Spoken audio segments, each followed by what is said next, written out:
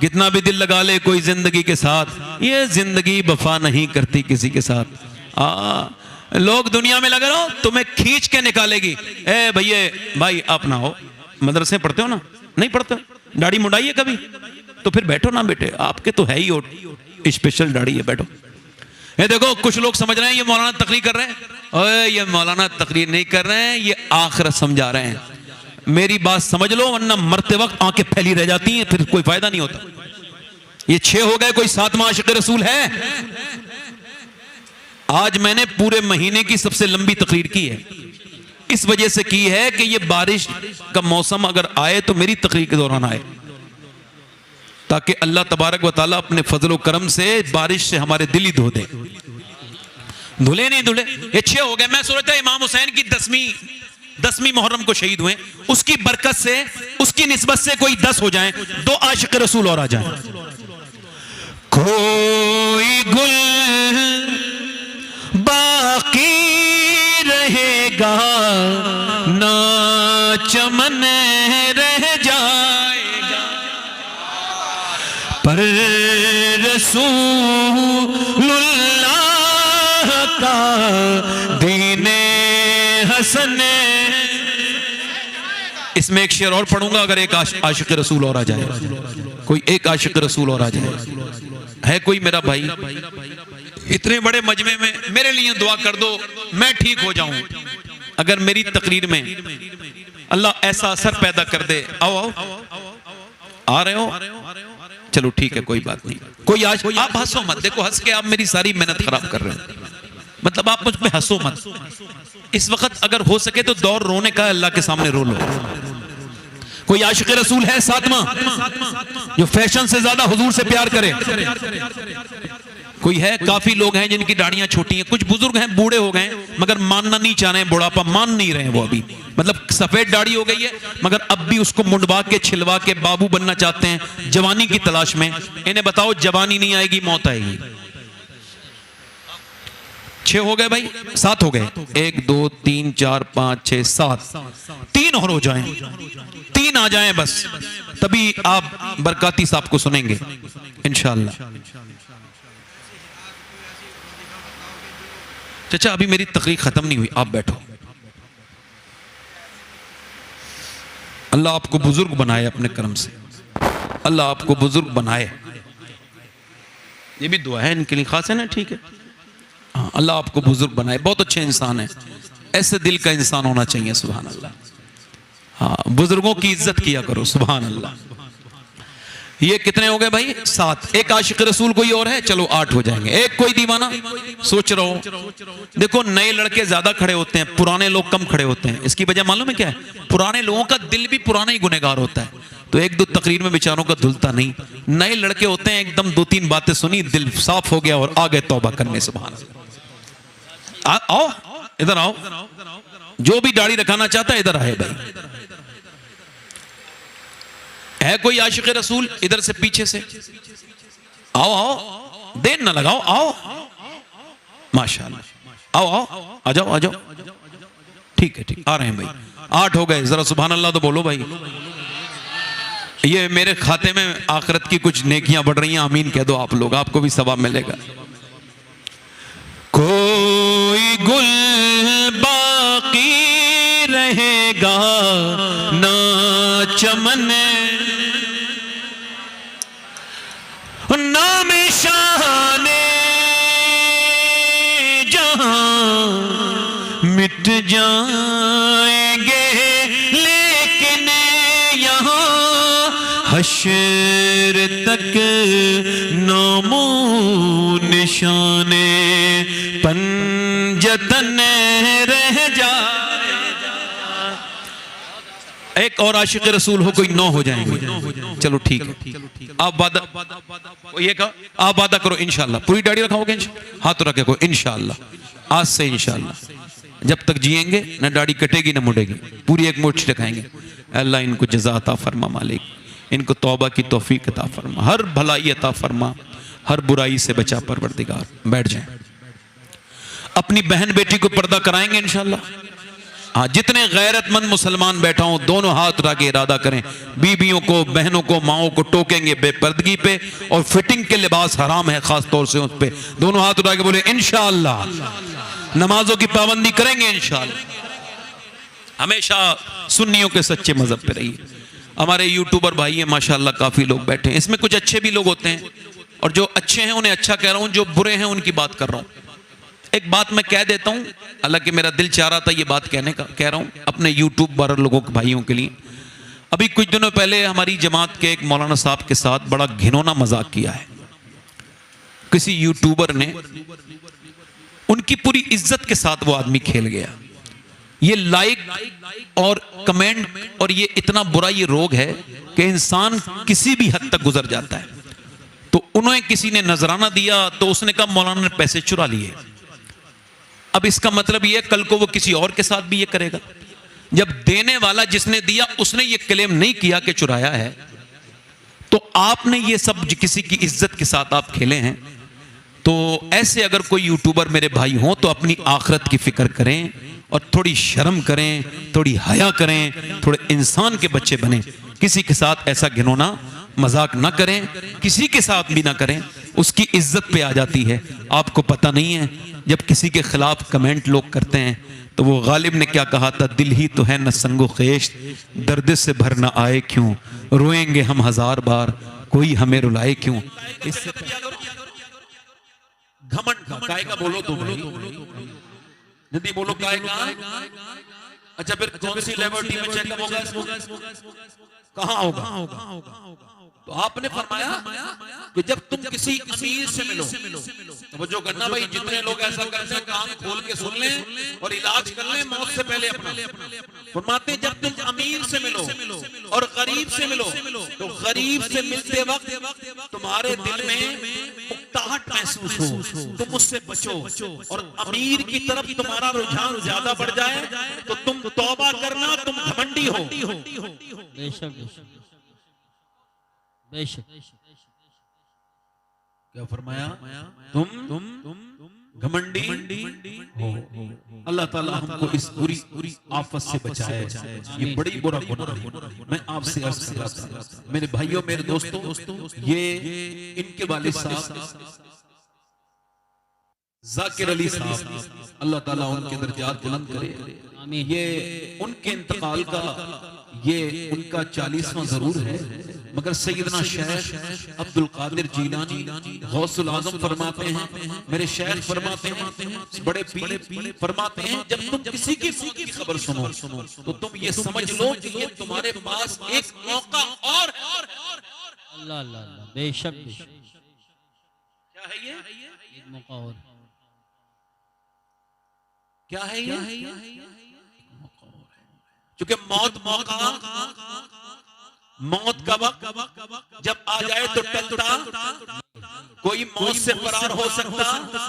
रोज लोग उल्टी बातें करते हैं। आज मैं मरते बच गया। मेरे भाइयों, ये उल्टी बात है। आज तक कोई मरते नहीं बचा। हाँ, बचते सब मर जाएंगे, किसी को मौत छोड़ेगी नहीं। मरते तो कोई नहीं बचा। हो सकता है ये मेरी जिंदगी की आखिरी तकरीर शुरू हो रही हो। अगर ऐसा हो सकता है तो आप में मेरा भाई कोई ऐसा बैठा होगा, अल्लाह सबको लंबी उम्र दे, जो आखिरी तकरीर सुनने आया होगा। इसके बाद वो फिर कभी उसको मौका ना मिले, क्योंकि मौत आजकल तो बड़ी अचानक आई जा रही है, एकदम आ जाती है। और फिर यही तो कहा था अपने बेटे से सुलेमान हकीम ने, ऐ मेरे बेटे, मेरे लाल, तौबा रोज करते रहना, क्योंकि मौत जब आती है तो हाल बदलने का मौका नहीं देती। तो मौत जब आती है तो तौबा करने का मौका नहीं देती। मेरे नबी पाक फरमाते, एक रात गुजरती है तो बंदे के दिल में कुछ गुनाहों के असरात की वजह से दिल में कुछ मैल लग जाता है, तो उसको चाहिए कि तौबा कर ले, उसको चाहिए कि वो कब्रिस्तान जाए, उसको चाहिए कि किसी के जनाजे में शिरकत कर ले। मगर मेरे भाई, मेरे दोस्त, मेरे अजीज, मैं आपसे अर्ज कर रहा हूँ, हमने अब जनाजों को भी माज़अल्लाह इस वजह से जाना शुरू कर दिया। वो मेरे यहाँ आया था तो मैं उसके यहाँ जा रहा हूँ। अब ये खालिस दीनी नियत नहीं नहीं है, ये तो सिर्फ बदला देने जा रहे हैं, ये सवाब की नियत से आप नहीं जा रहे हैं। मेरी बात आप गौर करें और मेरी तरफ तवज्जो दें। मैं आपसे क्या अर्ज कर रहा था कि मौत जब आती है तो खबर किसी को होती नहीं, इंसान मर जाता है। कोई फला साहब मर गए, अचानक मर गए, अचानक नहीं मरा था, पहले ही बता दिया गया था कि जैसे ही तू पैदा हुआ है, पैदा हो जाना। लोग कहते हैं फला को ऐसा मर्ज लगा है जिसका कोई इलाज नहीं। मैं कहता हूं कैंसर का भी इलाज है, एक ऐसा मर्ज है, शुगर का भी इलाज दुनिया में है, कैंसर का भी इलाज हो सकता है, मगर एक मर्ज ऐसा है जिसका इलाज न कोई कर सका है न कोई कर पाएगा। वो मर्ज जिंदगी है और जिंदगी का अंजाम मौत है। अगर तुम पैदा हो गए हो तो इसका अंजाम मौत है। कोई आपको इस मौत से बचा नहीं सकता है, न कोई बचा पाया है।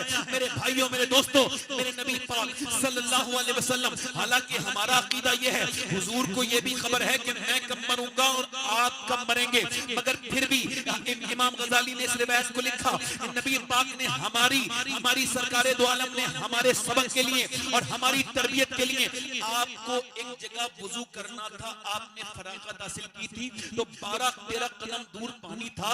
नबी पाक ने उस पानी पे जाने से पहले सरकारे दो आलम ने उस 12-13 कदम पानी से पहले हुजूर ने तयम्मुम फरमाया। तयम्मुम का मतलब समझते हैं आप? जब पानी मौजूद न हो, हालांकि पानी मौजूद था। हजरत अब्बास ने अर्ज की, ए अल्लाह के रसूल, मेरे आका माँ बाप कुर्बान हो जाएं, मेरे सरकार ये राज समझ नहीं आया कि पानी जब मौजूद है तो आपने तयम्मुम क्यों फरमाया है? तो आपने फरमाया, मेरे चचा, उस पानी तक पहुंचने की मुझे उम्मीद नहीं है और मैं अपने रब के हुजूर बेवुजू नहीं हाजिर होना चाहता। अगर यहां से उस पानी तक मैं विसाल कर जाऊं तो मैं नहीं चाहता कि मैं रब के हुजूर बेवुजू हाजिर हो जाऊं। बस इस पे आपको ध्यान देना है। नौजवान लड़का है, बाइक तेज चला रहा है, फिल्म देख के आ रहा है, उसका एक्सीडेंट नहीं हुआ है, मगर उसको मौत ने बाइक रोकने का मौका नहीं दिया। इतना मौका मिल जाता कि वो अपनी बाइक रोक लेता और फिर अपने कानों से वो लीड निकाल देता जिसके जरिए वो गाना सुन रहा था। इतना भी मौका नहीं दिया, मौत ने उसको वहीं पे आ लिया, मौत वहीं पे उसको आ गई। ऐसी मौत उसकी जनाबे मोहतरम नहीं हुई कि उसको मौका मिल जाता, बुलेट रोकने का मौका नहीं मिला, गाना सुनते सुनते वो मर गया। अब आप मुझे बताओ, जो गाना सुन के मरा है वो गाना सुनते सुनते उठाया जाएगा, जो जिस हाल में मरेगा उसी हाल में उठाया जाएगा। नौजवानों, अब जो रात को फिल्म देखने का शौकीन है, खुदा न करे कि रात को गंदी तस्वीर देख के सोया था और रात में अटैक आया और गंदी आंखों के साथ मर गया, तो कब्र में जाके नबी को कौन सी आंखें दिखाएगा? अल्लाह अल्लाह।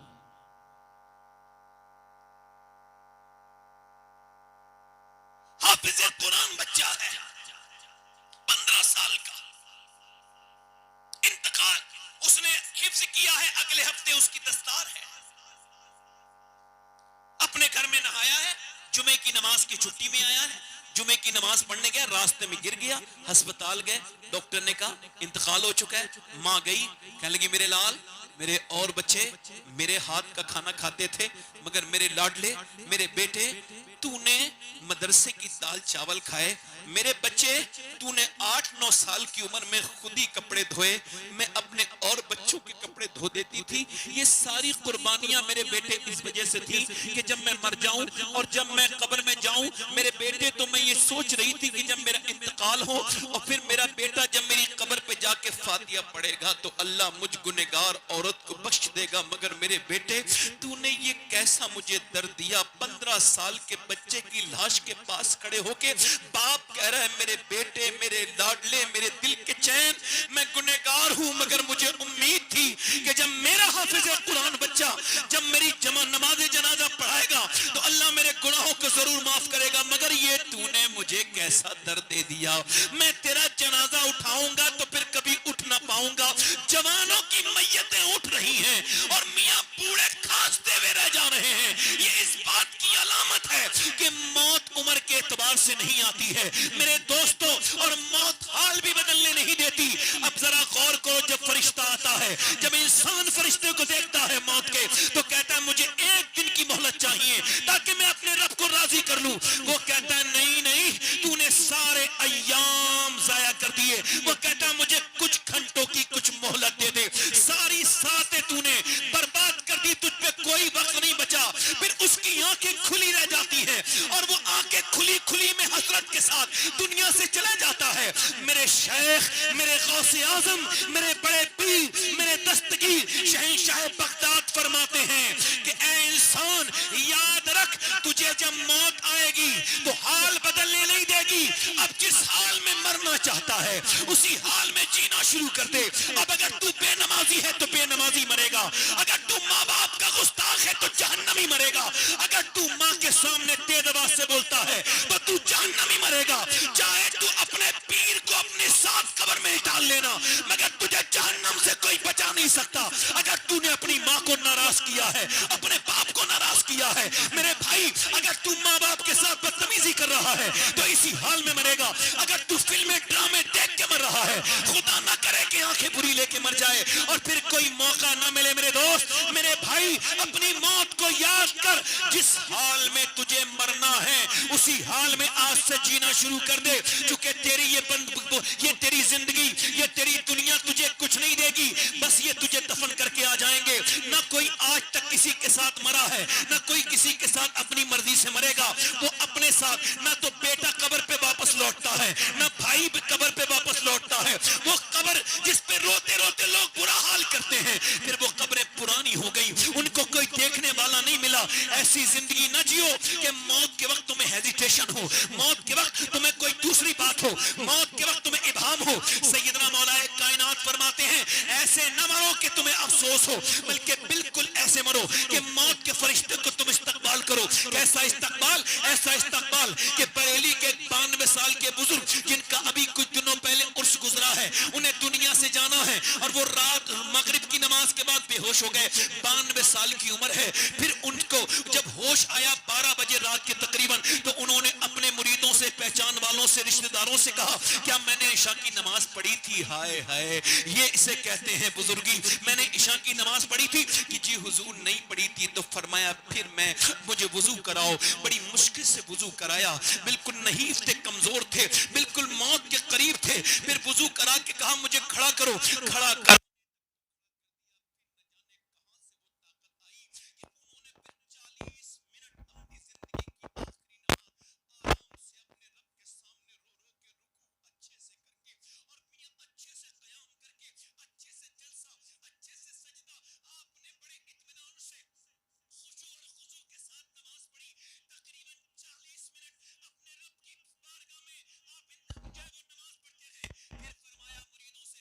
मुझे लेटा लो। लेट गए। फिर फरमाया भाई अगर किसी का दिल दुखा हो तो मुझे माफ करो। उसके बाद फरमाया पढ़ो कलमा, मेरी मौत का वक्त करीब है। अब मियां वो खुद भी कलमा पढ़ रहे हैं और उनके मुरीद और लोग भी कलमा पढ़ रहे हैं। ऐसा इतना इतना कलमा न भूल जाओ कि मौत के वक्त तुम्हें दूसरे लोग कलमा पढ़ाएं। ऐसा कलमा पढ़ो, ऐसा पढ़ो कि जब तुम दुनिया से जा रहे हो तो जो भूले हुए लोग तुम्हारी मौत देख रहे हो, तुम उनको भी कलमा याद दिला के चले जाओ। उन्होंने कहा कलमा पढ़ो, और कलमा पढ़ाते पढ़ाते ये गए वो गए और दुनिया से रुखसत हो गए। मियां उस अजीम शान हस्ती का नाम मुस्तफा रजा मुफ्ती आजम हिंद था। उन्होंने दुनिया को ये बताया कि इतनी ऐसी जिंदगी न जियो कि मरते वक्त कलमा याद न रहे, बल्कि ऐसी जिंदगी जियो कि जब तुम दुनिया से जा रहे हो तो लोगों को कलमा याद करा के जा रहे। अल्लाह या रसूल अल्लाह, या गौस जिंदाबाद, जिंदाबाद।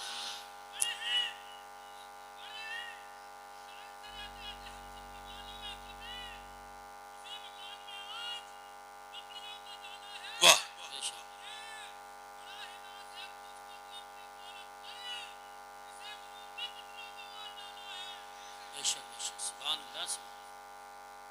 मेरे भाई, मेरे दोस्त, वासिफ अली वासिफ फरमाते हैं आंखें तब खुलती हैं जब बंद होने वाली होती हैं। तूने जवानों की मैयतें देख के भी अगर तेरा दिल ना बदला तो फिर कैसे बदलेगा? ये फितन का दौर है, फितन का दौर है। मेरी बहनें बैठी हैं, देखो मेरी बात सुनो, मेरी ये मुहर्रम का महीना है, वैसे इमाम हुसैन का महीना है। किसका है बोलो? हमारा तो अकीदा ये है कि जब मदीना हुसैन का है तो हर महीना हुसैन का है। बेशक। मैं किसी से कभी दाद चाहता नहीं, मगर अगर कोई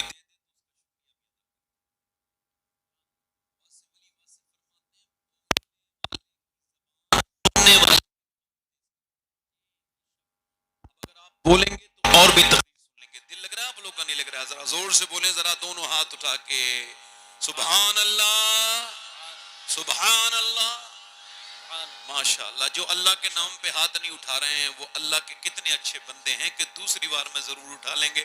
दोनों हाथ उठा के बोलो सुभान अल्लाह, माशाअल्लाह। अब सारों ने उठा लिया, कम से कम किसी बात पे तो राजी हुए आप। जरा जोर से बोले सुभान अल्लाह, मुस्कुरा के बोले, मैंने बोल देना है सुभान अल्लाह, मुस्कुरा के बोले। देखो मुस्कुराया करें, मैं आपको बता रहा हूँ जो मुस्कुराता नहीं ना उससे घबराहट होने लगती है उसके पास बैठने में। हाँ, खड़ूस आदमी की पहचान है ये, मुस्कुराता नहीं है कभी। जिसका दिल गंदा हो मैं आपको सही बता रहा हूँ, सुन रही है, ये इतना लाखों करोड़ों नहीं अरबों रुपया खर्च होता है सिर्फ मेकअप पे, मगर हॉवर्ड कहता है कोई मेकअप खूबसूरत नहीं बना सकता। वो मोबाइल ज्यादा बिक रहे हैं जिनमें फिल्टर लगे हुए हैं, है ना? देखो नहीं, ये मोबाइल, वो मोबाइल जिसमें मोटी नाक पतली हो जाए, काला गोरा हो जाए, और ये मोबाइल चल रहे हैं। आप धोखे में पड़े हुए हैं। इंसान अपने आप को आईने में नहीं देखता आजकल फेसबुक पे देखता है और लगा के मोबाइल मुंह के निशान मिटा के कहता है मैं कैसा लग रहा हूं, बताओ मैं कैसा लग रहा हूं। मेरे भाई, मेरे दोस्त, किसी मोबाइल से कोई खूबसूरत नहीं बन सकता। हार्वर्ड यूनिवर्सिटी कहती है कोई फेस वॉश, कोई क्रीम बंदे को खूबसूरत नहीं बना सकती। काफिर सिर्फ एक ही चीज है, इंसान के चेहरे में 126 मसल्स यानी रगे हैं। ये तभी एक्टिव होती है जब बंदा मुस्कुराता है, और ये मेरे हुजूर की सुन्नत है। जरा जोर से तो बोलो यार। जिसकी तस्की से रोते हुए हंस पड़े। आप मुस्कुरा के देखें, अगर जिंदगी ना बदल जाए तो कहना। मुस्कुरा के देखें, जो लोग मुस्कुराते हैं उनसे लोग मिलना चाहते हैं, और जो लोग नहीं मुस्कुराते उनसे तो लोग मजबूरी में मिलते हैं। हाँ, मैं आपको सही बता रहा हूँ, मुस्कुराना सीखिए। हजरत सैयदना इमाम हसन बसरी मौला अली के खलीफा, उनसे किसी ने पूछा हुजूर बताइए 2 लफ्जों में दीन बयान कर सकते हैं? फरमाया बिल्कुल कर दूंगा। बताइए? फरमाया अल्लाह के सामने रोने का नाम दीन है, लोगों के सामने मुस्कुराने का नाम दीन है। अब यहाँ तो मामला दूसरा ही है, लोग अल्लाह के सामने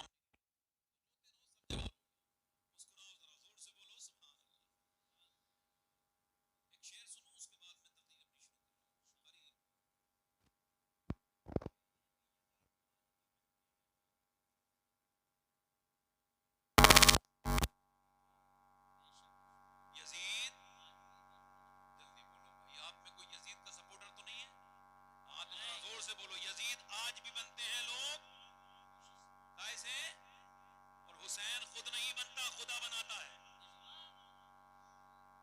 हुसैन कोई जरूरत नहीं, आपके मिजाज को पहचान गया, बस सुभान अल्लाह कहते रहो, हाथ उठाने की कोई जरूरत नहीं। हुसैन खुद नहीं बनता, खुदा, जल्दी बोलो खुदा। अच्छा, मिसाल के तौर पे आप मुझे बताइए, क्या कोई अपनी मर्जी से अपना बाप चुनता है? नहीं ना। अगर ऐसा होता तो गरीबों के घर बच्चे पैदा होते, किसी मजदूर के घर कोई पैदा होना पसंद करता? फिर बच्चे तो बिल गेट्स के पैदा होते, अडानी अंबानी के पैदा होते, कोई गरीब के घर बच्चा पैदा नहीं होता। मगर देखें आप, ये कुदरत है, अपनी मर्जी से अपना बाप नहीं चुनेगा, अपनी माँ नहीं चुनेगा, अपना बाप, अपनी बहन नहीं चुनेगा।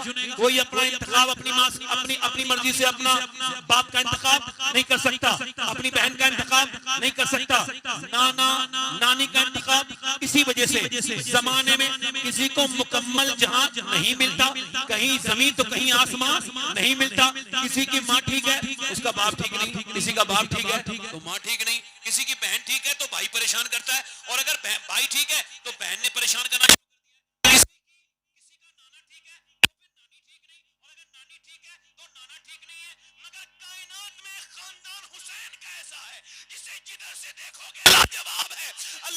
उस बहन सैयदा ज़ैनब अता की जो अपने जमाने अपनी हम असर औरतों की सरदारा है। अल्लाह ने उसको, अल्लाह ने परवरदिगार ने उसको भाई हसन अता किया जो सारे जन्नती जवानों के सरदार हैं। अल्लाह ने उसको मां सैयदा फातिमा अता की जो सारी जन्नती औरतों की सरदारा हैं। अल्लाह ने उनको बाबा अली अता किए जो सारे वलियों के सरदार हैं। अल्लाह ने उनको नानी खदीजतुल कुबरा अता की जो सारी उम्महातुल मोमिनीन की सरदारा है। अल्लाह ने उसको नाना मुस्तफा जाने रहमत अता किए जो सारे नबियों के सरदार। नारे तकबीर, नारे अफजल है कुल जहां में घराना हुसैन का, अफजल है कुल जहां में घराना हुसैन का। अरे नबियों का ताजदार है नाना हुसैन का। सुभान अल्लाह, माशाअल्लाह, बहुत जोर से तो बोलो। अच्छा एक बात बताओ, जिसकी माँ इंस्टाग्राम की रीलें देखती हो, बच्चा जब रोए तो मोबाइल हाथ में देने वाली औरतें सुने, कैम्ब्रिज यूनिवर्सिटी कहती है कि ये, अच्छा कैम्ब्रिज एक बहुत बड़ी यूनिवर्सिटी है जो रिसर्च करते हैं वो लोग, बड़ी दुनिया की यूनिवर्सिटी, हार्वर्ड, कैम्ब्रिज, ये बड़ी यूनिवर्सिटीज हैं। वो कहती है कैम्ब्रिज कि ये जो औरतें, जरा ध्यान से सुनना भाई, ध्यान से सुनना मेरी बात, बहुत ध्यान से, समझ आ रही सबको? और अपने बच्चों को बचाओ वरना आने वाली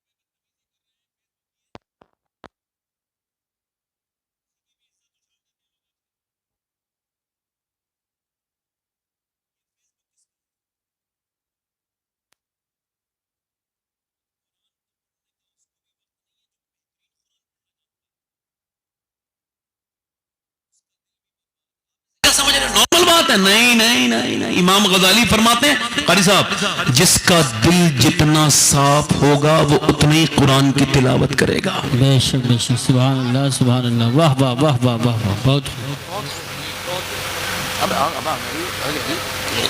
तो जो है नहीं, बहुत अच्छा, तो जो है, इधर देखो, तो कैम्ब्रिज यूनिवर्सिटी कहती है कि, इधर देखो, तो जो करो भाई, इधर देखो, कैम्ब्रिज यूनिवर्सिटी कहती है जो औरतें अपने बच्चे को रोते वक्त मोबाइल देके खामोश हो जाती हैं, वो बच्चा, तो उनको बता दो वो मोबाइल नहीं दे रही हैं, अपने बच्चे को ड्रग्स दे रही हैं, जहर दे रही हैं, जहर।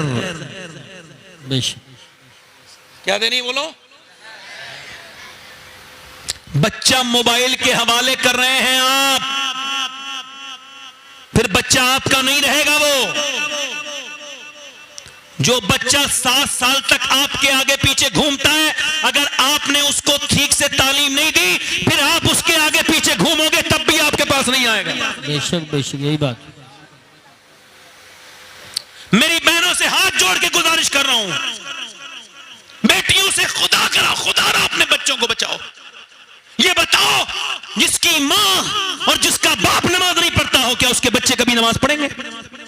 जल्दी तो बोलो यार, जल्दी बोलो, जल्दी बोलो, क्या पढ़ेंगे कभी नमाज?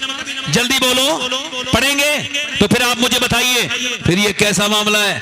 क्या दीन बचा है? बस यही मुसलमान हो इतने ही कि बस ईद पे नमाज पढ़ ली, इधर सोशल मीडिया पे इसके खिलाफ कमेंट, उसके खिलाफ कमेंट, एक कमेंट से कुछ होता नहीं है, इसके कमेंट, उसके कमेंट, मेरे खिलाफ आ गए, इसके खिलाफ आ गए। एक कमेंट बता रहा हूं, खाली एक कमेंट करवा लेना, पूरी दुनिया का तुम्हारे खिलाफ कमेंट करेगी तो उन सारे कमेंट करने वालों से तुम्हारा कुछ बिगड़ नहीं सकता। एक कमेंट करवा लो अपनी जिंदगी में बस, और वो कमेंट अपनी माँ से करवाओ कि मेरी माँ तुझसे मुझसे राजी है कि नहीं। अगर वो दिल से कह दे कि मेरे बेटे मैं तुझसे राजी हूं, तो पूरी दुनिया तुम्हारी मुखालिफ होगी, तब भी तुम्हारा कुछ नहीं बिगाड़ सकता। बेशक, सुभान अल्लाह, सुभान अल्लाह, वाह वाह वाह वाह, बहुत बहुत, सुभान अल्लाह, सुभान अल्लाह, बहुत अच्छा पैगाम, माशाअल्लाह, सुभान अल्लाह। दिल लग रहा है आप लोगों को? नहीं लग रहा है? दिल लग रहा है? देखो मैं फालतू बात तो नहीं कर रहा हूं, कोई ना आप सुनना ना मैं कर रहा हूं। अगर फालतू बात करूं तो टोक देना। दिल लगा के आप बोलो जरा सुभान अल्लाह। मैं आपसे क्या अर्ज कर रहा था, जैसी माँ होगी वैसे ही बेटा। तवज्जो भाई, तवज्जो है कि नहीं? माँ कुरान पढ़ेगी तो बच्चा भी कुरान पढ़ेगा, और माँ नहीं पढ़ेगी। अच्छा देखें आप, इमाम मोहम्मद गजाली फरमाते हैं बच्चे पे माँ का असर, तवज्जो करना भाई, तवज्जो करना। ये कब कह रहे हैं? हमारे गौसे आजम के जमाने के करीब हैं इमाम गजाली, उनको तकरीबन 800 साल हो गए, मगर क्या फरमा रहे हैं मालूम है? और लोग पढ़ते नहीं, इधर उधर के झगड़ों में लगे रहते हैं। फरमाते हैं माँ के पेट के बच्चे पर पैदा होने के बाद असर नहीं होता, जब वो पेट के अंदर होता है तभी शुरू हो जाता है। अच्छा अब ये कह रही है जो नई साइंस है, मेडिकल साइंस, ये कहती है कि औरतें जब डॉक्टरनी के पास जाते हैं या फिर चेकअप कराने, वो कहती है अगर चाहती हो कि तुम्हारा बच्चा ताकत, अच्छा ये बच्चे जो अपनी माँ के पेट से पागल होते हैं, इस पे रिसर्च हुआ, ये कौन है? आप समझ रहे? जी जी। कौन बच्चे हैं ये? तो क्या ये वो बच्चे हैं जब ये मां के पेट में थे तो इनके बाप ने इनको मारा? किसको? इसकी मां को, और मारा बीबी को, और असर किस पे हो गया? अब वो 80% बच्चे, इसको हॉवर्ड कहता है कि ये वो बच्चे हैं जब मां के पेट में थे, बाप ने इसको टेंशन दी या उसको मारा, किसी तरह से परेशान किया, बच्चे के पेट के बच्चे पे असर हो गया और वो डिस्टर्ब हो गया मेंटली। अब उसे कहीं भी दिखाओ, अपने किए का कोई इलाज जल्दी बोलो नहीं है। इसका मतलब ये है कि मां जब जाती है डॉक्टरनी के पास तो वो कहती है देखो तुम अगर चाहती हो बच्चा तुम्हारा ताकतवर हो, मजबूत पैदा हो, तो ज्यादा आयरन की चीजें यूज करना, टेंशन नहीं लेना। टेंशन लोगी तो बच्चे पे असर होता है। ये जाहिल है जो अपनी बीवियों को मारते हैं, और वो उससे भी बड़ा जाहिल है जो अपनी बीवी को हालत हमल में मारे। वैसे तो जाहिल की पहचान ही है कि वो अपनी बीवी को मारेगा भी, गालियां भी देगा। जब कोई जाहिल अपनी बीवी को मारे, गालियां दे, तो उसकी बीवी उससे न कहे, वरना वो और जिहालत करेगा। इतना दिल में सोच ले कि ये अकेला जाहिल नहीं है, इसके बाप ने भी इसकी मां को मारा होगा, जो ये अपने बाप के नक्शे कदम पे चल रहा है। ये खानदानी बदतमीज है, इसका बाप भी बदतमीज था और ये भी बदतमीज है, इसका दादा भी वैसे ही रहा होगा। खुदा की कसम, तेरा दादा कैसा था तेरे बताने से पता नहीं चलेगा, तेरी आदतों से पता चलता है कि तेरा दादा कैसा था। तेरे बाप भी तेरी आदतों से पता चलेगा जो अपनी बीवी को मारते हैं। अब डॉक्टर कहता है कि बिल्कुल बेफिक्र रहना, ज्यादा आयरन ताकतवर बच्चे के लिए आप अल्लाह के फजल से, इसमें कोई बाप बैठा होगा, और अगर नहीं होगा तो अल्लाह चाहेगा वो बाप बनेगा, तो जो बाप बैठे हैं वो सुन लें। अपने बच्चे औरत को क्या करना है? वो कहते हैं ज्यादा ताकतवर चीजें खिलानी है, जैसे आयरन के लिए आपको बादाम खिलाने हालत हमल में, आपने प्रेग्नेंट मोमेंट में ज्यादातर आपने बादाम खिलाने अपने बच्चे को, और ज्यादा अपनी बीवी को, और ज्यादातर सेब खाने, सेब में आयरन होता है। विटामिन सी के लिए नींबू और संतरा इस्तेमाल करना है, और विटामिन डी के लिए आपने जो है ना वो आपने अमरूद खाना है। अब मुझे बताइए कि डॉक्टर कहता है अल्लाह के बनाए हुए सेब, संतरे, अनार, अमरूद को अगर मां खाए तो बच्चे पे असर हो जाए। अब दिल पे हाथ रख के बताओ कि अल्लाह का कुरान मां पढ़ेगी तो बच्चे पे असर होगा कि नहीं होगा?